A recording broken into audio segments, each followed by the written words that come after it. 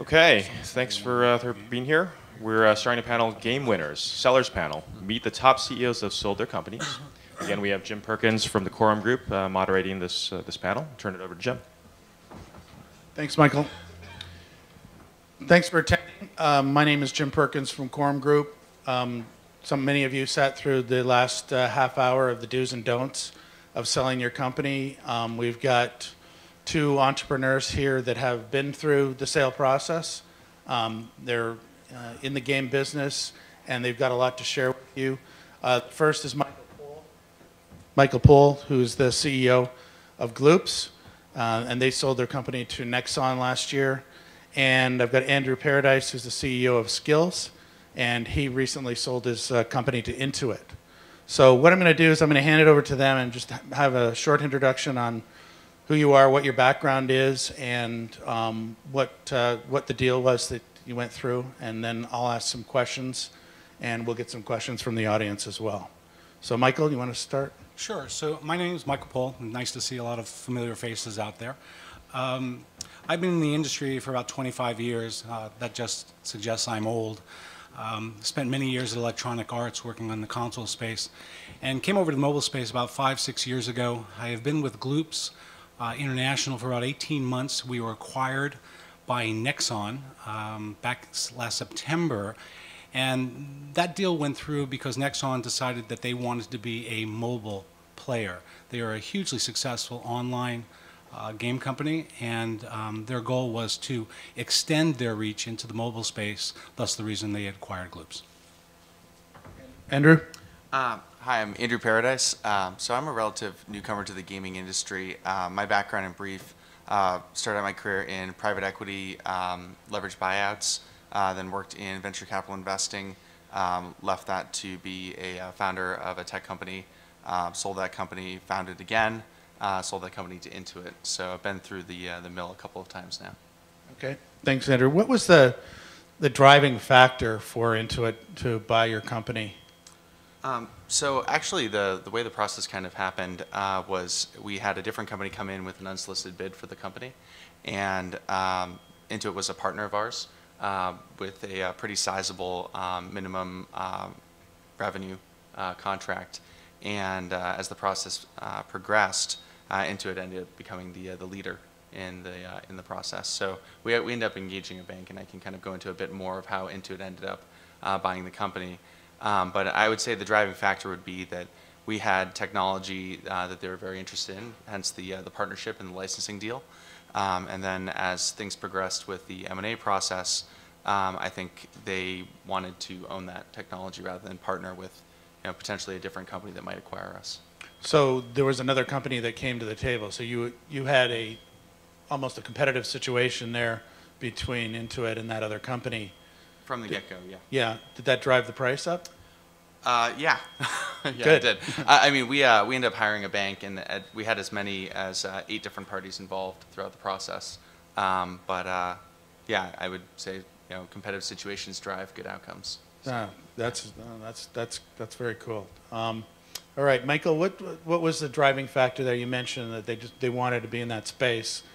But how did that process go? How long did it take? Were there any surprises? Give us some background. So great question. There was a little bit of competition.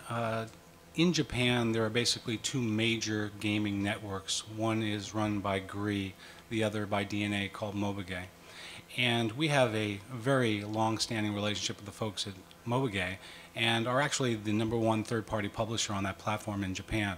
So obviously, DNA had some interest in what we were doing, but the team at Nexon, not having the expertise in the mobile space, basically came in and made us an offer we just couldn't refuse. It's an exciting time. Nexon is now a publicly traded company in Japan, so there were a lot of synergies, and we're really excited about what's going on now. So it was a competitive situation again. How long did the process take from start to finish? It was fast. I mean, we were notified, with about 90 days advance warning, and it went through relatively quickly. So it was about probably 60 days until the conversation started and it was over. I guess it happens a lot faster in Japan than it does here. Sometimes, yeah. All right.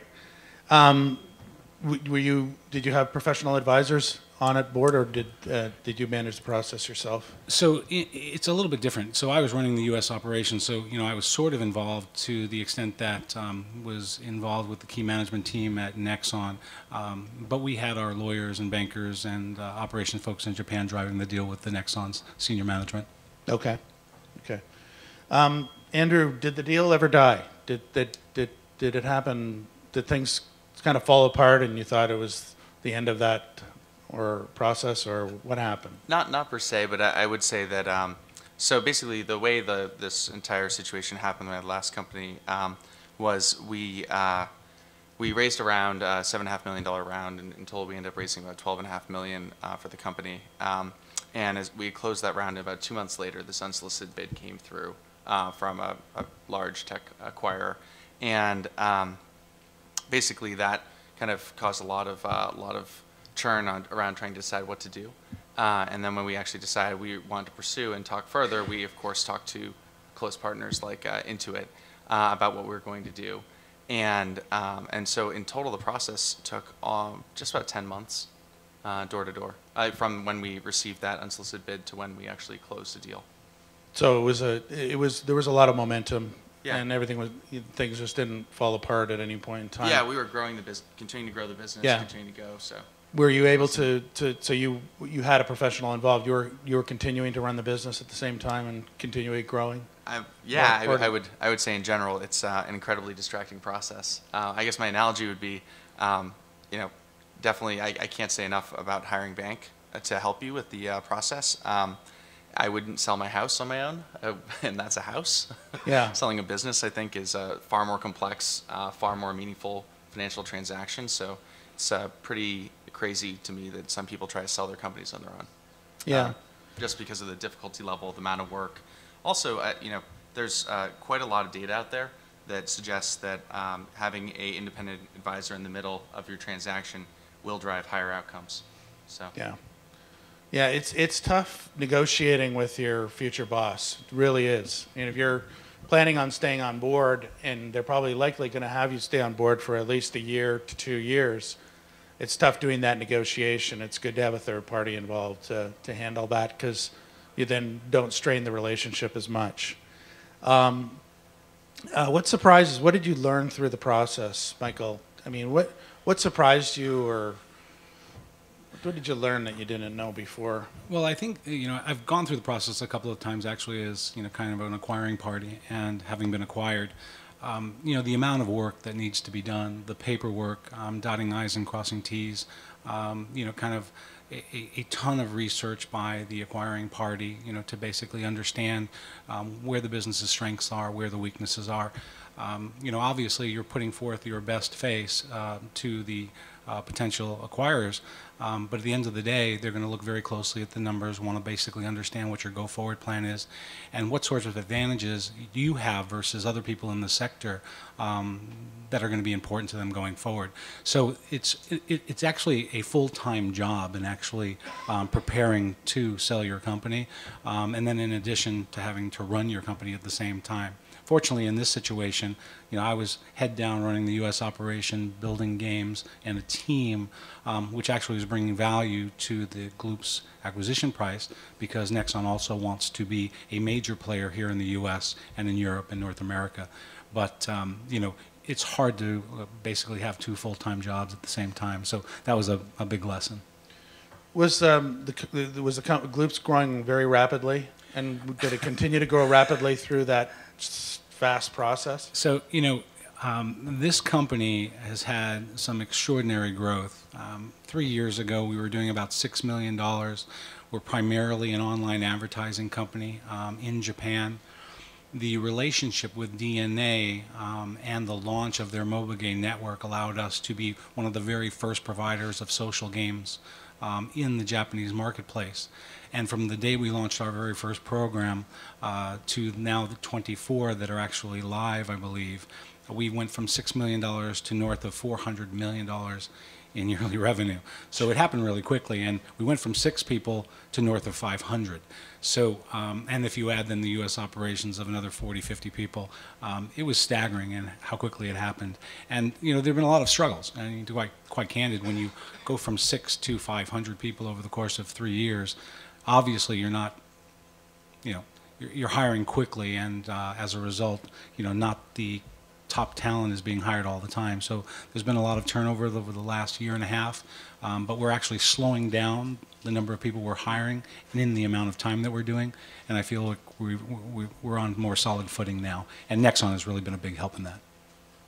So the integration's been a good, a good experience for you? Nexon is probably it is one of the best run companies I have been associated with. Each and every layer that I peel back and the executive team that I have met, it's very akin to my past experience at Electronic Arts. They're really smart, well organized, operationally almost flawless, and have a very good eye for games. So we're really excited about that relationship. Okay, phenomenal story. Congratulations. Thank you. Andrew, what did you learn from the process? What surprised you? Yeah, I think integration is a very interesting process into an acquiring company. I did not have quite as positive experience as my counterpart here. How long were you there after you sold the company? 6 months and 1 day. Yeah. But Okay. we were pretty lucky in that the terms of the transaction, we were able to get an all-cash deal. We were able to get certain things. Most of the stay stuff was all stuff on top of the transaction in terms of a stay package. So there, leaving was really just a calculation of how much more money can I, personally benefit out of this, and what makes sense. For us, I mean, we were a 45-person company being acquired by an 8,800-person company, and so we were swallowed up, so to speak, and integrated into the division that we became a part of. And that's, I think, a hard thing when you're a small team and kind of all tightly knit, and then you're kind of integrated or disintegrated into a larger company. So did you? Yeah. Did the people within your company have to move, relocate? Did you establish your offices? So that was all negotiated before the transaction went through. So we negotiated to keep our existing office in Boston, which actually ended up being, I think, in some ways not a good thing. And the reason I say that is while we negotiated that piece of it, we didn't push hard enough on kind of keeping the team intact. And so what ended up happening was the people in our office would be reporting to people in California, like 3 people here reporting to that group, and then 5 people over here reporting to that group. And it's really disjointed, I think, when you have a satellite office that's all reporting to people across the country. And so, I think I think there were a lot of lessons around the integration plan, and a lot of that, it would have been great if we'd had more advice, to be honest, from from anybody involved in the process around driving a stronger, tighter integration plan, because the result was that, there was I would say a partial integration plan. Yeah. Things that seemed important pre-transaction were all handled pre-transaction, and those are the ones that were dealt with in a way that made our team happy, and the other ones. Yeah. So, one of the lessons that comes out of that is that, sometimes a move to the headquarters of the acquiring company is not necessarily a bad thing. It may keep the team together for the most part, and there may be a more unified integration of you as a selling company into the buyer. I experienced the same thing where I was 3,000 miles away from the buyer, and you've got people reporting to different places, and that was a tough situation especially for my folks. They weren't sure that we all had the same plan, and in fact, sometimes we didn't. So that caused problems as well. But thanks for sharing that, Andrew. That's very interesting. What other advice have you got for the audience here in terms of preparing your company for sale, getting ready, and share any war stories you've got, even from your past many lives, Michael. I know you've got a huge amount of experience in the game industry. Share some of those. Elaborate. So I think the biggest challenge, and by the way, Nexon is looking for top tier talent who have independent games and are looking for partnerships. So let me just get that out there. So if you have games and you have a talented crew of people, we'd love to kind of hear your story and see what products you're working on. I think the biggest challenge, and I think Andrew had mentioned it, is when small teams get acquired by large companies, that transition can be quite challenging, especially if these teams are remote. It's really difficult to kind of keep the flow of information, the management of the individuals, making sure everybody is tied into the same vision when you're kind of not under the same roof or not with your corporate parent. Obviously, everybody in the room knows Electronic Arts.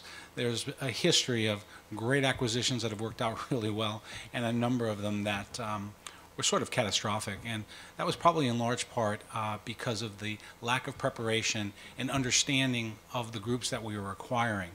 Each and every creative development team has its own DNA. It has its own kind of makeup and what they're all about.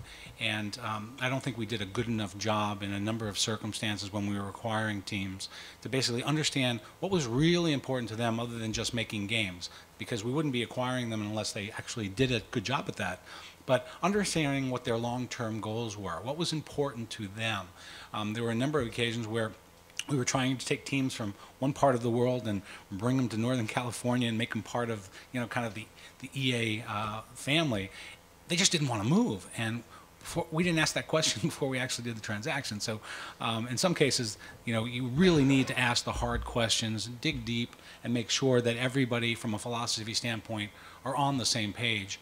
Because if creative people become uneasy, the products are going to suffer dramatically. What was the success rate of integrating those independent studios into EA? Oh gosh, that, maybe 60-40. 60-40 positive. Yeah. There are a number of very large companies that are still self-standing. I mean, Maxis, for instance, is still going strong, but there were a number of different challenges that had over the course of the time, with Will, staying and then leaving. You had the challenge that we had with Origin, where, this phenomenal company was acquired, and, there was some heavy-handedness, in the early days of EA, and, tried to manage them in a certain way, and I think it came back to bite us. So I think, probably 60-40. The larger the team, probably the more successful. But when you pick up little teams and you kind of put them into a much larger organization, to Andrew's point, it could be a little bit of culture shock. Yeah, and I've noticed a lot of the new players coming to the table, getting into the gaming industry. They have established cultures within their company that they want to make sure that culture is adopted by the selling company. So in that case, sometimes maybe take a very close look at that culture and make sure there's a good fit. Ask as many questions as possible. As I said in the last session, do as much due diligence on the buyer as they're doing on you. Make sure you know who you're getting into bed with and what the plan is after that. Andrew, do you have any war stories or interesting? It sounds like that 6 month and 1 day was one of those stories. I think it's interesting. There have been a couple of comments on culture, and culture is something that I certainly took for granted to some extent, particularly in my last acquisition or being acquired.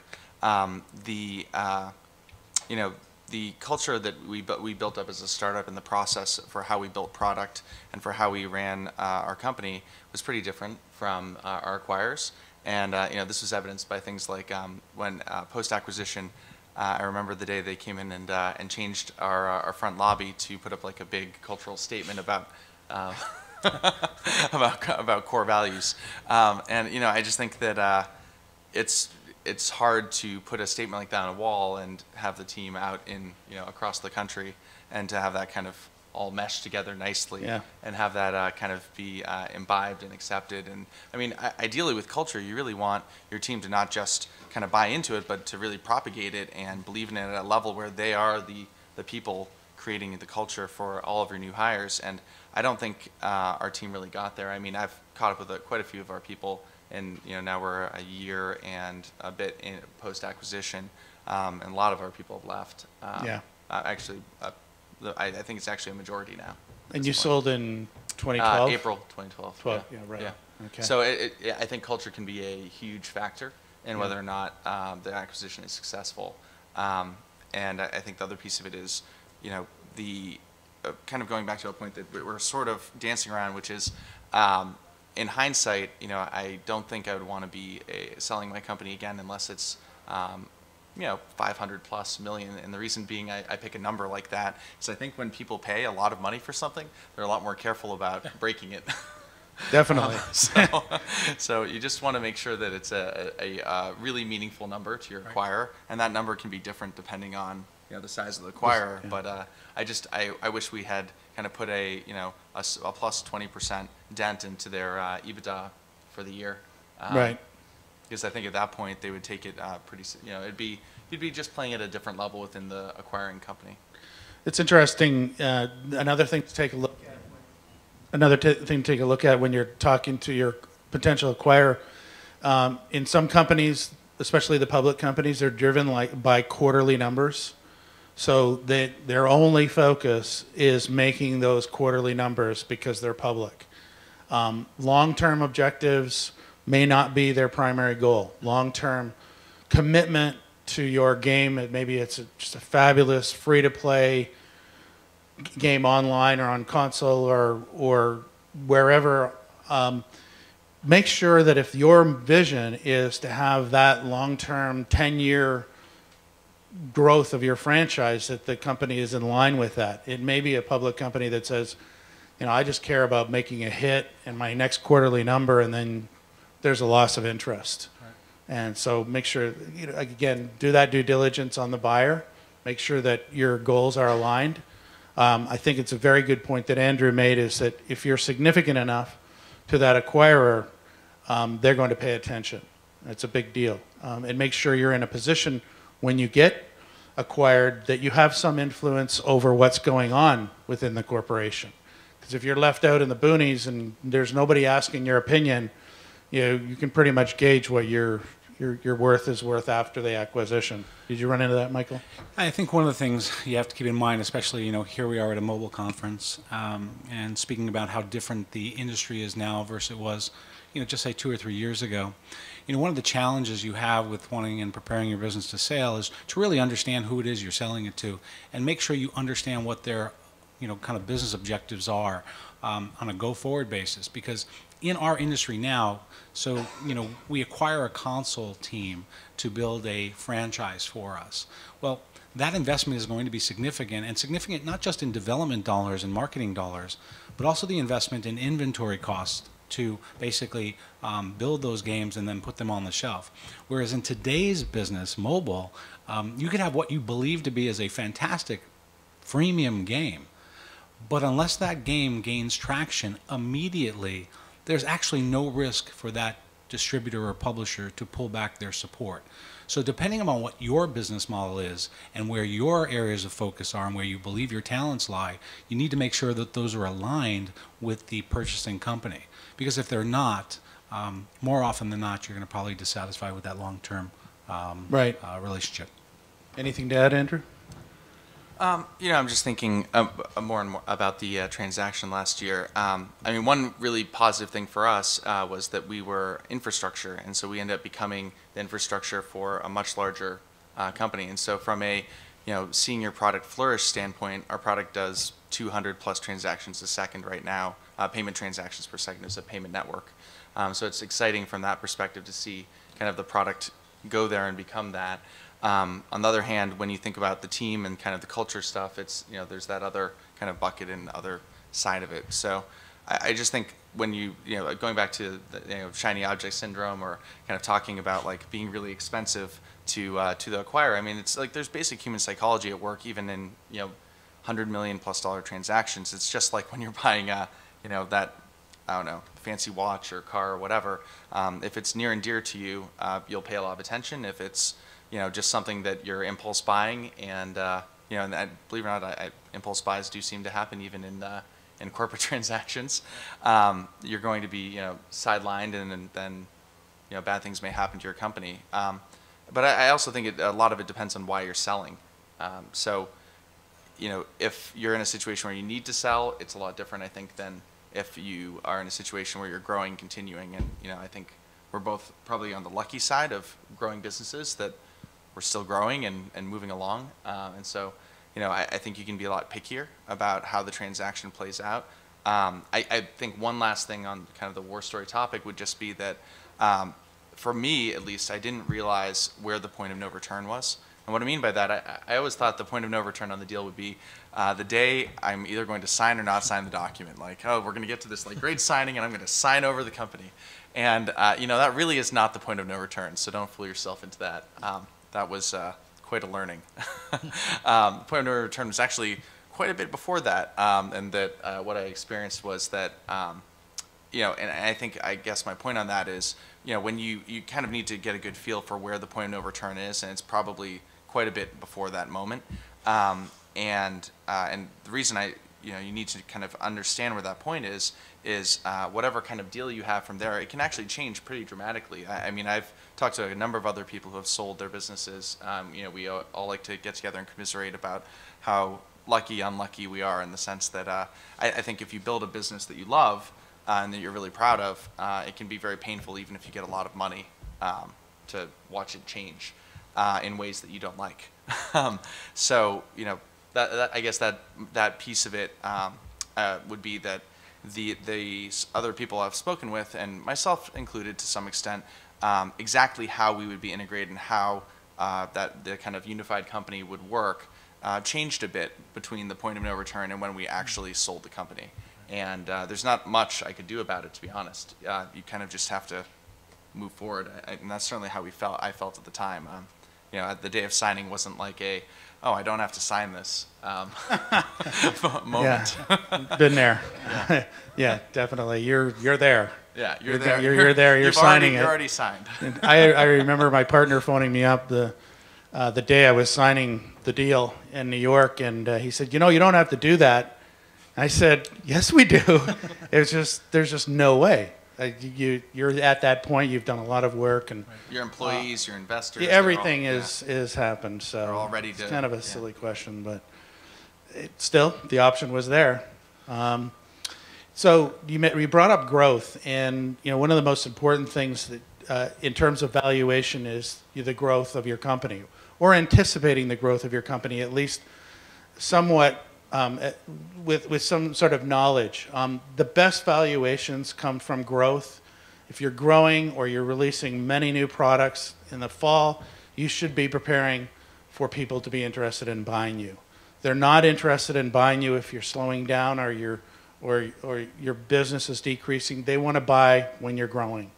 You're adding new products to the line. You could have a hit on the horizon. You learn from Casual Connect that you're bang on track to have a product that's going to generate $10,000 or $20,000 a day in revenue. Now is the time to start preparing for that.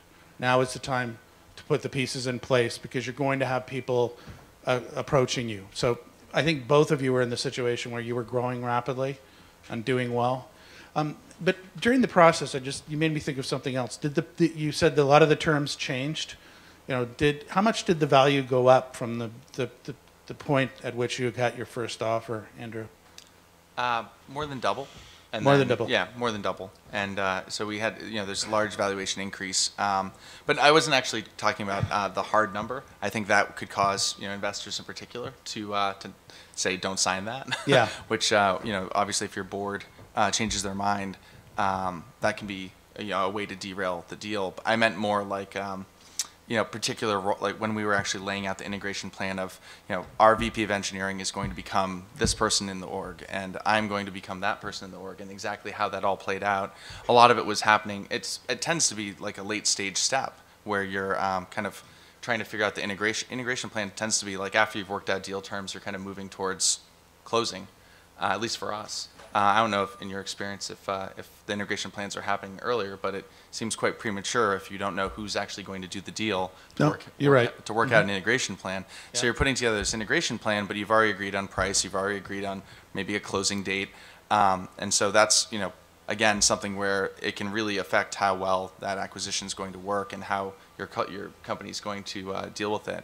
So in our case, actually, I can comment on both of the transactions I've been through and sold, both businesses that I founded.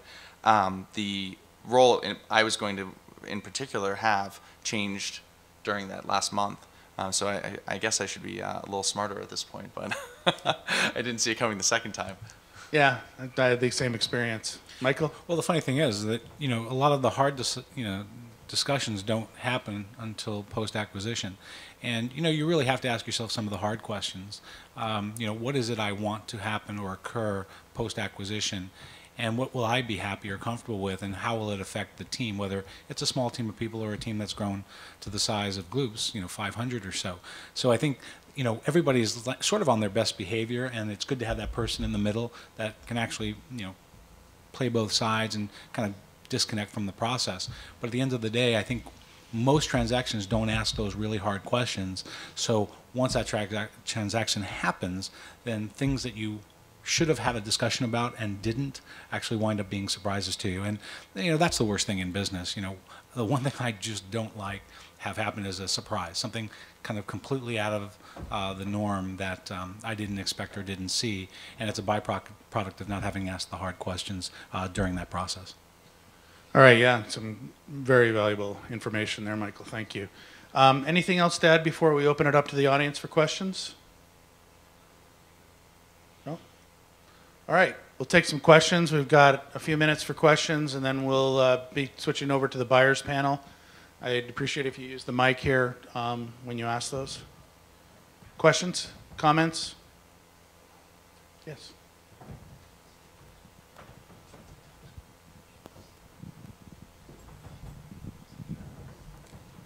So this is a question to Michael. Tell us about your experience with Nexon, and after Gloops having so many years of significant partnership with DNA, right? What made you choose Nexon over DNA, and what are some of the drivers other than the check? So I wish I would have been part of that decision at the highest level of the company. I think it was because Nexon felt that it really wanted the business more so than probably anyone else. They're a very aggressive company. They know that mobile is the future of gaming. I said in another panel with Jim, the analogy I like to use is the console business was very much like the movie business, where you invest a ton of money and a ton of time, and then you launch these things and you cross your fingers and you hope people go to the stores and buy the disc or they show up in the theaters. Whereas now, we're in the TV business, where we launch something online and we listen to what feedback we receive and then adjust accordingly. So if you're not listening to your customers and making those adjustments 24/7, then there's not a great chance that you're going to have success. So I think the difference between the two companies were that Nexon is a global company, whereas DNA's primary success has been in Japan, and they really wanted kind of that mobile expertise that they don't yet have. So I think that was basically the turning point, and they made an offer that was just head and tails above the rest.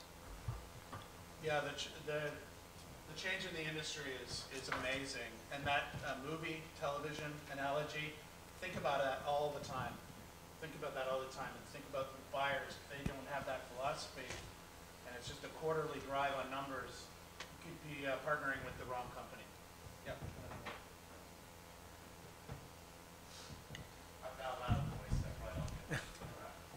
So, under two situations, if you're selling your company and it's having a hyper growth like yours did, do you have the ability to change your valuation to the acquirer through that exponential growth? I can comment on our situation, which, not really. Not once we got to a final number. I don't think a lot of times the number goes up dramatically. From what I understand, much more often it goes down. One thing I was actually thinking about when you said, is there any last parting advice, is just that, there are really only two ways to exit a business. It's either to sell it or go out of business. Mm-hmm. And so, and when you peel back the onion on selling a business or kind of, having that big cashing in event, 95% of transactions are M&A, right? And so in the gaming space last year, it was about, I think, $4 billion in M&A volume. And I can't imagine, and I'm sure you have better data than I do on how many of those deals end up being at a valuation higher than the letter of intent, outside that range. Yeah. Certainly, I haven't been a part of a deal where we got higher than than the letters of intent. Mm-hmm. During the hyper growth, though, we did have letters of intent of increasing value. Mm-hmm. So there were other companies involved. It's more of a bidding process. It wasn't. But once we had kind of narrowed down to one company, if anything, they were trying to push down price at the last second. Right. And and then you're in this very unpleasant. That's why you need the wrestling in the middle. Yeah. Right. I've been on both sides of the transaction. Something that I've also been on both sides of is a declining value through the transaction on either buying a company that all of a sudden is losing revenue or losing personnel, or on the company side. So how do you see that, and how do you navigate around that when it's something that's core to your business that you want or need, or you have an emotional connection to? For us, we're a privately held venture-backed company, really high growth. Our answer to that was under forecast, over deliver. And particularly, like when we looked at our operational forecast, and when we actually decided we're going to sell the business, we redid the forecast to a much, much lower set of numbers because of the exact thing that was commented on about a half an hour ago during the Q&A when Jim was talking, which was what happens if you miss a quarter. Yep. And I can't imagine. I mean, Jim's answer was pull the plug on the process. I would think that, or end up at a massive haircut to what you're expecting.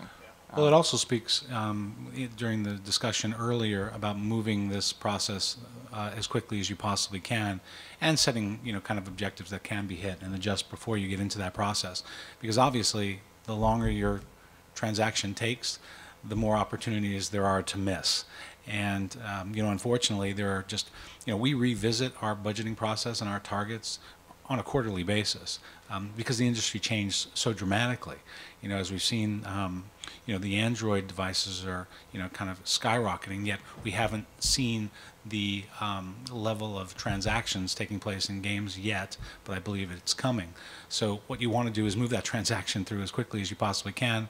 Set up what are realistic goals, that old saying, under promise and over deliver, and that's the best way to not have that number go down. Any other questions, comments?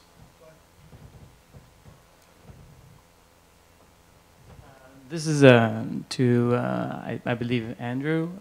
You had an M&A background. I was wondering two things. How did you make that transition into gaming, and then did that experience, was it helpful at all in selling the company? Yeah. I'd say the falsehood that I fell into, though, a bit was thinking that I knew a lot about running companies. I had a lot of very painful learnings the first business I built. And so the operating experience didn't necessarily play across, but the deal and transaction experience has been incredibly valuable. Case in point, I'm very lucky that I've been able to found and sell twice successfully and achieve pretty good returns for my investors. So, I think that piece of it, I understand the M&A process really well from that, and I'm very comfortable with banks. I think one thing that we haven't hit on is, something I think most of you probably do if you're entrepreneurs or CEOs, you run RFPs for anything you do. With every time I've hired, with both times hiring a bank, I put together a presentation with my team, and I led a number of banks that we went out and we canvassed the banks that we thought would be the best banks, and we established a set of criteria to judge them, and then we had them come in and pitch us just like anybody else. And I think there's just particularly if you don't understand the M&A process well, there's a lot of value in seeing varying styles and making them do some work, making them kind of create target lists of acquirers, making them come up with valuations, things like that. Make them work for that deal. And then I'm also, I think the other thing, when you have a competitive process in hiring a bank, you can structure their fee to be pretty aligned with your goals. So avoid large minimum payments. Avoid in general, I don't really like minimums from banks, because it kind of creates this fragmented alignment. I want the biggest price possible with the best terms possible. They have a minimum of X. If the deal looks like it's going to go under, that minimum, all of a sudden the percentage on the transaction becomes irrelevant. And, I mean, everybody has to eat, right? So you focus on what gets you the most revenue for your own business, and the banks have to do that as well. So I just think that running a RFP or a competitive process for hiring a bank is really, really important. I would never suggest going the other route. I also would not suggest trying to sell on your own. I just think it's. We end up selling to a company we already knew. So you might say, oh God, why did you waste the money on a bank and pay $2 million plus in fees? And the answer I'd give you is, I believe we got a significantly higher price because of that. And so they more than paid for themselves out of the higher price.